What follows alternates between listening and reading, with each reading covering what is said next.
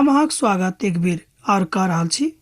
परमेश्वरक वचनक दिस लऽ जाय से पहिने हमरा सब व्यवस्थाक विषय में पढ़ि रहल छी आ अध्ययन सेहो कऽ रहल छी।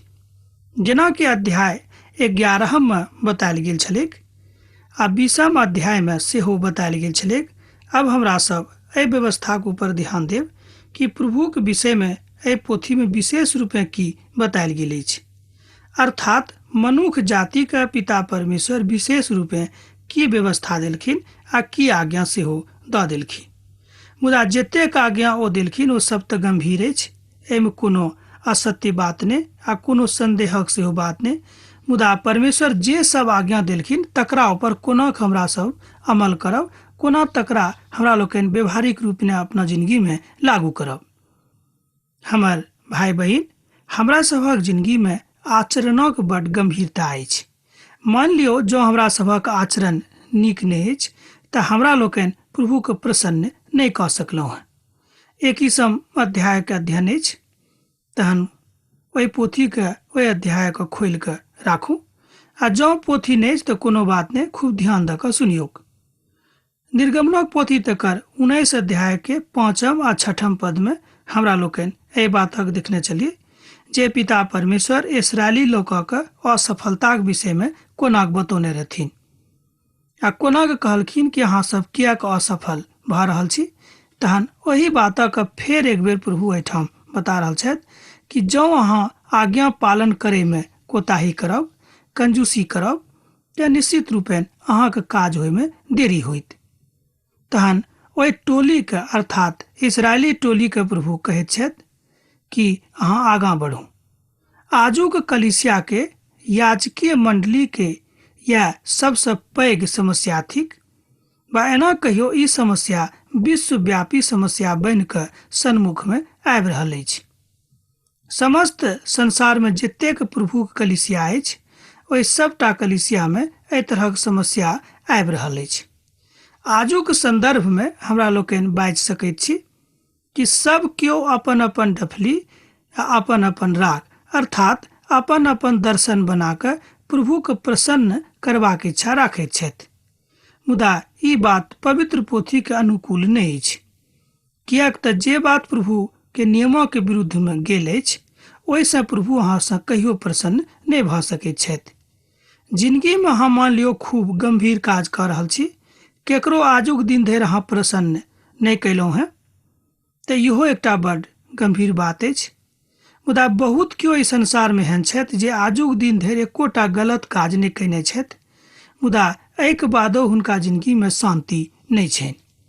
ई कियाक अछि? कियाक तो प्रभु यीशु मसीह के स्वीकार नहीं कयने छथि आ दोसर बात परमेश्वरक नियमक विरुद्ध में जा रहल छथि, अर्थात जे नियम प्रभु मनुष्य जाति के लेल देलखिन तकरा विरुद्ध में उ काज करैत रहैत छथिन। सबक हेतु विराट स्वागतक तैयारी के आवश्यकता थिक। अहाँ अपन विशालतम वैचारिक तथ्यक साथ प्रभुक संग बढ़ि सकलहुँ। प्रभु यीशु मसीह हमर महान आ सर्वोच्च याचक छथि। ओ अपन विधि सँ हमरा सभक संतुलन राखैत छथि।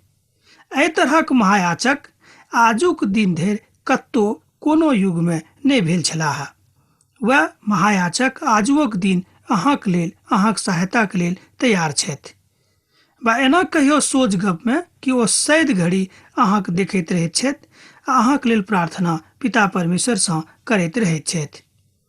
इब्रानियों के पोथी तकर 7 अध्याय आ तकर 28 पद धरि अहाँ एहि बातक पढ़ि कऽ देख सकलहुँ हैं। याचक और महायाचक के दोनों के विषय में की अंतर होइत अछि तकरा ओहिठाम बड़ नीक सँ बतायल गेल अछि, बा एना कहियो कि विश्लेषण कयल गेल अछि। तहन एहि अध्याय के किछु जे मुख्य बिंदु अछि तकरा देखी 3टा अछि, हम 3टा के चुनि कऽ अनलहुँ हैं। याचकक हेतु व्यक्तिगत रीति सँ पवित्र होयबाक सिद्धांत, याचकीय प्रणाली में राजदंडक विधान और विनती, तकरा बाद अपवित्रताक प्रमाण आ तकर कार्यकलाप। हमर भाई बहिन, जे तेसर बात अछि अपवित्रताक प्रमाण आ तकर कार्यकलाप, अर्थात याचक का विशेष रूप में पवित्र होयबाक संज्ञा अछि, अर्थात हुनका विशेष रूप में पवित्र रहबाक जरूरत अछि तहन जे केओ परमेश्वरक सेवकाई में छी हुनका लेल हम विशेष रूप में बाजि रहल छी कि अहाँ सब विशेष रूप में पवित्र रहे के इच्छा करूं, अर्थात अपन जिंदगी के अहाँ रोज विश्लेषण करूं कि पवित्र पोथी के अनुसार अहाँ जिंदगी अछि कि नहीं।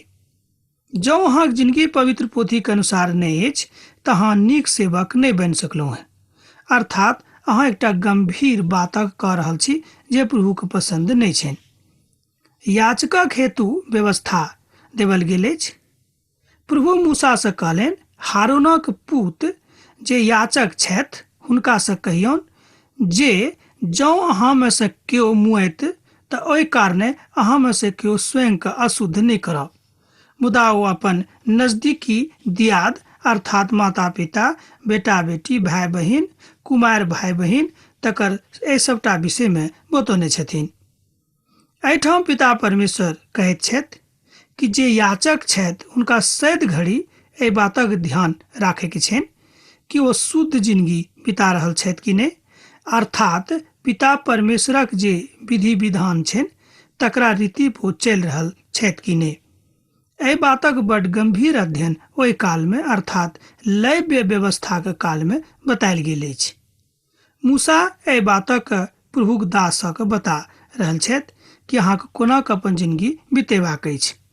मूसा के एहि तरह के एना कहियो याचक सभक देबाक रहनि, कारणे प्रभु परमेश्वर ई व्यवस्था के आदेश हुनका देलनि अछि। मृत्युक पापक सजा थिक, मुदा ओहि में कोनो गंभीर बात नहीं बा एहिमे कोनो संदेह सेहो नहीं, किएक तऽ पवित्र पोथी में लिखल गेल अछि कि पापक सजा मृत्यु अछि, अर्थात अहाँके मृत्यु भेटत जँ अहाँ पाप कयने छी। तहन सब मनुष्य जाति मृत्यु के प्राप्त होइत अछि, किएक तऽ हमरा सभक आदि माता पिता पाप कयने छलीह, तें हमरा लोकनि ओहि पापक आजुक दिन धरि भोगि रहल छी। तहन देखियो पिता परमेश्वर एहि सबटा बातक निवारणक हेतु अपन एकलौता पुत के पठा कऽ एहि बातक सिद्ध कऽ देलखिन कि हम अहाँ से प्रेम करैत छी, मुदा ई तहने सफल हैत अहाँक जिंदगी में जँ अहाँ प्रभु के गंभीरता के बुझि कऽ हुनका संगे चलैत छी। स्वयं के अशुद्ध करबाक इच्छा नहीं, मुदा अपना के शुद्ध करबाक इच्छा राखू। प्रभु यीशु मसीह लाजरसक कब्र पर आनि सकैत रहथि, मुदा ओ ई बात नहीं कयलखिन, किएक तो जानैत रहथिन कि जे परमेश्वरक इच्छा जेना ओ कहने छथिन तहिना हिनका जिंदगी में पूरा भऽ जेतैक। मुदा याचक होयबाक कारणे ओ अपन लोकक मध्य प्रधान छथि, तैं ओ स्वयं के एहन अशुद्ध नहीं करेक जाहिसँ ओ अशुद्ध भऽ जायक। एहि बातक अहाँ 4 पद में पढ़ि सकलहुँ हैं, अर्थात प्रभु याचकक ऊपर बड़ पैघ जिम्मेवारी देने छथिन। तखन याचकक की आवश्यकता अछि कि हुनक व्यवहार में, हुनक वाणी में, हुनक आचार विचार में, हुनक बैठे में सब ठाम याजकीय प्रभाव देखेबाक चाही। मान लियो अहाँ केकरो से कथा करै छी तऽ कोना करै छी, केकरो से जँ अहाँ मान लियो टका पैसा के लेन देन करै छी तऽ कोना करै छी, सब ठाम अहाँ कोना के बात करै छी, किनका से अहाँ की कहै छी, एहि सबटा बातक ऊपर गंभीरता से अहाँ विचार करू, किएक तऽ अहाँ याचक छी, अहाँ प्रभुक सेवक छी। तहन प्रभुक सेवकक स्वभाव सब ठाम दोसर लोक से अलग रहबाक चाही, जाहिसँ अहाँके स्वभावक कारणे अहाँ चिन्हल जायब जे अहाँ याचक थिकहुँ हैं, अहाँ प्रभुक सेवक थिकहुँ हैं। हमर भाई बहिन, जँ एहि तरहक स्वभाव अहाँके जिंदगी में नहीं अछि, विशेष रूपें ई बात परमेश्वरक सेवकक लेल अछि, जँ एहि तरहक स्वभाव अहाँके नहीं अछि तऽ हम कहब ई नीक बात नहीं भेल। हमर भाई बहिन, जे किओ चुनि कऽ अलग कयल गेल छथि हुनका ई आज्ञा छनि कि प्रभु यीशु मसीह वचन जिनका लग नहीं पहुँचल छनि हुनका पहुँचाबेक, मुदा एहि बात में अहाँ बड़ गंभीर आ खूब नम्र, विनम्र, विनीत, सरल रहबाक आवश्यकता अछि। जँ अहाँ नम्र नहीं छी, जँ अहाँ विनीत आ सरल नहीं छी तऽ हम कहब ई काजक अहाँ नहीं करू तऽ वएह नीक, किएक तऽ प्रभु कैसा महिमा नहीं भेटैत अछि। प्रभु परमेश्वर अखन धरि याचकक व्यवस्था दऽ रहल छथि जे कोना के शुद्ध बनल रहता है। तहन आगूक पद में जे बतायल गेल छै ओ तनी देखियो, ओ अपन परमेश्वरक हेतु पवित्र बनल रहता है और अपन प्रभु परमेश्वरक नाम का अपवित्र नहीं करता है, किएक तऽ प्रभु का हव्य का जे ओ हुनक परमेश्वरक भोजन थिक चढ़ावैल सह करता। एहिठाम पिता परमेश्वर बतौने छथिन कि याचक का एतेक गंभीर पद भेटल छनि, एतेक पैघ आ पवित्र आदर भेटल छनि। एकर मतलब यह भेल कि जँ अहाँ स्वयं का आदर रहित कऽ देब तेकर मतलब यह भेल कि अहाँ पिता परमेश्वर का आदर रहित कऽ देलहुँ हैं। एहि कारणे ओ पवित्र बनल रहता सेहो एहि गंभीरता से बतायल गेल छैक। अर्थात प्रभुक रोटीक हेतु चिंतन याचकक प्रथम आ पुनीत काज थिक। याचकक पद कोनो प्रताड़ना देबयवला नहि, मुदा दोसर गोटेक शांति प्रदान करयवला आ प्रभुक शांति आ हुनक महिमाके बताबयवला अछि। तीतुसक पोथीके जँ अहाँ देखबै तकर 1 अध्यायमे 7 आ 8 पदमे बतायल गेल छै कि जे याचकक जिंदगी कोन तरहके होइत अछि। तहन एहिठाम बतायल गेल छै दोसर बातक अहाँ ओतऽ पढ़ि कऽ देख सकलहुँ हैं। ओ एहिठाम बतायल गेल छै कोनो तरहक अनैतिक संबंध कोनो स्त्रीक संगे नहि रखता है, आ नहि बिहाल स्त्रीक संगे विवाह करता है, आ नहि छोड़ल स्त्रीक संगे विवाह कऽ कऽ अपन पत्नी बनौता है। ई सबटा बात याचकक जिंदगीके लेल बड्ड आवश्यक थिक। अर्थात पवित्रता सब ठाम अछि। एना कहियो कि याचकक जिंदगीमे कण कणमे पवित्रता प्रभु चाहैत छथिन। मान लियो जँ याचक खूब पवित्र जिंदगी नहि बिता रहल छथि, हुनक जिंदगीमे पवित्रताक अभाव भऽ गेल छनि, तऽ ओ याचक नहि छथि। तहन हमर भाई बहिन, आजुक दिनमे ई बात बड्ड प्रासंगिक अछि। तैं डॉक्टर बोनर कहैत छथिन कि जे केओ प्रभुक सेवकाईमे छथि हुनका एहि बातक विशेष रूपे ध्यान राखैके छनि कि ओ पवित्र जिंदगी बिता रहल छथि कि नहि। हुनक आचरण जे आम लोग छथि हुनकासँ अलग अछि कि नहि, किएक तऽ ओ चुनायल आ अलग कयल गेल लोग छथि। किएक तऽ हम परमेश्वरसँ जे महान पवित्र छथि हुनक पवित्रतासँ गंभीरतासँ बनल छी कि नहि। ले व्यवस्थाक पोथी तकर 8 पदमे ई बातक 21 अध्यायमे बतायल गेल छै, किएक तऽ हम पवित्र थिकहुँ हैं तैं अहूँ पवित्र बनल रहूँ। एहि दुनू पदमे याचकक जिंदगी आ तकर पवित्रताके विषयमे बतायल गेल छैक। जँ याचक पवित्र नहीं रहता है तहन एहि तरहक याचकके कोनो आवश्यकता प्रभुक नहीं छनि। तहन एहिठाम एकटा बातक अहाँ गंभीरतासँ सुनियौ कि की प्रभु अहाँके प्रेम राखैत छथि कि नहि। जँ अहाँ याचक छी तऽ बातक अहाँके पूर्ण विश्वास रहबाक चाही कि प्रभु अहाँसँ प्रेम राखैत छथि। इफिसियोक पत्रीमे एहि तरहक चरित्रक विषयमे बतायल गेल छैक। इफिसियोक पत्री तकर 5 अध्याय 26 आ 27 पदमे एहि बातक स्पष्टीकरण कयल गेल छैक। तहन अहाँ अपन बातक स्पष्ट जकाँ बता सकलहुँ हैं और प्रभुक महिमा का अपन लोकक मध्य प्रगटीकरण कऽ सकलहुँ हैं। कलीसिया के आगूक महान बातक ऊपर चर्चा करैत एहिठाम बतायल गेल अछि कि आजुक कलीसियाक जे मुख्य समस्या अछि कि याचक अपन निजी जिंदगी के ऊपर विशेष चिंतन नहीं करैत छथि, मुदा कलीसियाक दोसर सब सदस्यक ऊपर चिंतन बेसी राखैत छथि। हमर भाई बहिन, जँ अहाँ कलीसियाक अगुआ छी तऽ हम अहाँसँ कहब कि अहाँक जिंदगी सबसँ नीक आ सबसँ पवित्र आ सबसँ अलग रहबाक चाही। जँ अहाँ नमूनाक जिंदगी नहीं बिता रहल छी तेकर मतलब यह भेल कि याचकीय जिंदगीमे अहाँ कतौ ने कतौ असफल भऽ रहल छी। हमर भाई बहिन, एहि गंभीरताके अहाँ बुझि कऽ जँ आगाँ बढ़ी तऽ नीक हैत। पद 9 में एहि तरह बतायल गेल छैक। जँ याचकक बेटी मान लियो कोनो कुरीतिमे फंसि गेली आ स्वयंके अपवित्र कऽ देली आ अपन पिताके अपवित्र ठहराबैत छथि तऽ आगिमे जराबल जायक। अर्थात एहिठाम याचकक परिवारक विषयमे सेहो बतायल गेल छैक। मान लियो यहाँ पवित्र काम कऽ रहल छी, अर्थात प्रभुके लेल सेवकाई कऽ रहल छी, तऽ ई बड्ड जरूरी अछि कि अहाँके बेटा अहाँके बेटी सब केओ पवित्र जिंदगी बिताबैक। ते 9 पद में बड़ स्पष्ट जकाँ आज्ञा अछि कि याचकक धियापुता पवित्र जिंदगी बिताबैक जेना कि याचक बिताबैत छथि। अब प्रश्न उठि रहल अछि, किएक कोन कारणे एहि बातक बतायल गेल छैक। प्रतिष्ठाके कारणे कहियो कहियो हमरा लोकनि घृणित काजक लुका छुपा कऽ राखि दैत छी। ई बात नीक नहीं भेल। हम यह कहब कि जे गलती अहाँसँ भेल तकरा अहाँ खोलि कऽ राखि दियौ। हमरा लोकनि अखन अध्ययन कऽ रहल छी याजकीय पवित्रताक विषय में। अर्थात याजकीय जिंदगी एकटा पवित्रताक जिंदगी रहबाक चाही। याजकक धियापुता, हुनक पत्नी सब केओ एकदम पवित्र आ शुद्ध जिंदगी बिताबैक यह प्रभुक इच्छा छनि। जे अपन भाई में सम्बद्ध याचक छथि, जिनका ऊपर अभिषेकक तेल डालल गेल छनि और जिनका संस्कार पवित्र वस्त्रक पहिरा कयल गेल छनि, ओ अपन माथा के ऊपर राखेक, अर्थात वो अपन इज्जत के बढ़ा कर राखेक, जायसँ प्रभुक महिमा हुनका जिंदगी से हुएन। लोग याचक के देख के बुझे कि प्रभु पवित्र छथि आ हमरो पवित्र रहबाक आवश्यकता अछि। हमर भाई बहिन, जँ अहाँ परमेश्वर के सेवकाई में लागल छी, जँ अहाँ प्रभुक सेवकाई कर रहल छी, तऽ बड़ जरूरी अछि कि अहाँ अपन जिंदगी खूब पवित्र राखू। कोनो पाप लुका छुपा के नहीं करू, नहीं तो परमेश्वर अहाँ को कोनो परिस्थिति में माफ नहीं करता है। आ कोनो बातक अहाँ ए तरह के लुका छुपा के बा बढ़ा चढ़ा के नहीं बताबियो कि जायसँ केकरो कोनो तरह के घाटा भ जाए। इहो बात याजकक लेल बड़ जरूरी अछि। वो पवित्र स्थान से बाहर से हो नहीं निकलेक और नहीं अपन परमेश्वरक पवित्र स्थानक अपवित्र ठहराबेक, कियाक तो अपन परमेश्वरक अभिषेक रूपी तेलक धारण कयने छथि।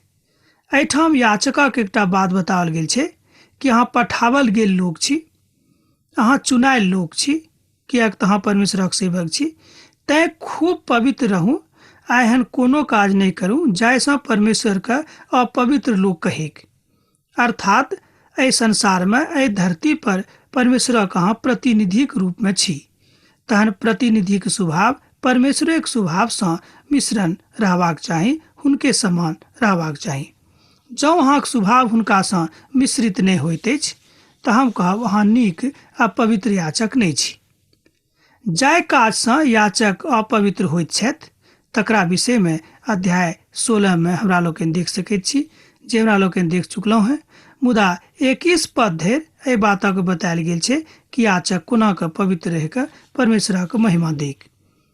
आ पुनः प्रभु मूसा से कहलनि, हारून से बाजियोक, अहाँक वंशक पीढ़ी दर पीढ़ी जे कियो जिनका लग दैहिक दोख हुएन, वो अपन अपन परमेश्वरक भोजनक चढ़ेबाक हेतु समीप नहीं आबेक।